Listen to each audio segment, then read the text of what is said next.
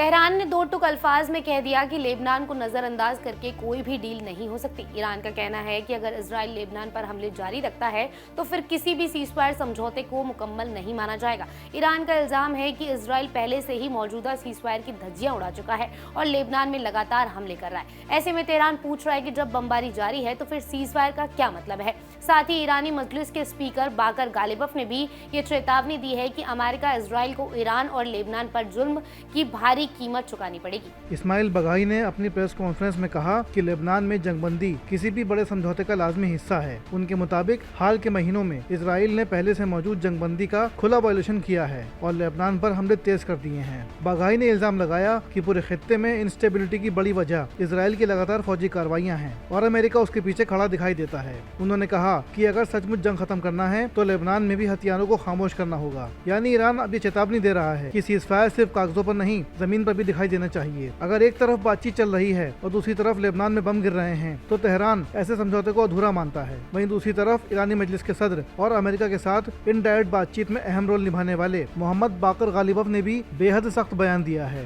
गालिबफ ने कहा कि ईरानी बंदरगाहों पर अमेरिकी नाकेबंदी और लेबनान में इजराइल की तरफ से बढ़ाए जा रहे हमले इस बात का सबूत है कि सीजफायर के जज्बे का एहतराम नहीं किया जा रहा। उन्होंने चेतावनी दी कि हर कार्रवाई की एक कीमत होती है जो कि वाशिंगटन और तेल अवीव को चुकानी होगी। उनका कहना था कि अगर दबाव, नाकेबंदी और फौजी हमलों का सिलसिला यूं ही जारी रहा तो उसके नतीजे भी सामने आएंगे। गालिबफ का यह बयान ऐसे वक्त में सामने आया है जब खित्ते में टेंशन कम करने की कोशिशें जारी हैं, लेकिन जमीन पर हालात अब भी बेहद नाजुक हैं। तेहरान लगातार ये दोहरा रहा है कि सिर्फ बयानबाजी और वादे उसके लिए काफी नहीं है। ईरान चाहता है कि जंगबंदी हर मोर्चे पर लागू हो और लेबनान समेत पूरे खित्ते में फौजी कार्रवाइयों को रोका जाए। यानी तस्वीर अब बेहद साफ होती जा रही है। ईरान ने सीजफायर की मेज पर अपनी शर्तें फिर दोहरा दी हैं। लेबनान में जंग की खामोशी के बिना कोई डील मुकम्मल नहीं होगी और अगर अमेरिकी नाकेबंदी और इजरायली हमले जारी रहे तो तेहरान के मुताबिक अमेरिका इजराइल को इसकी भारी कीमत चुकानी पड़ेगी।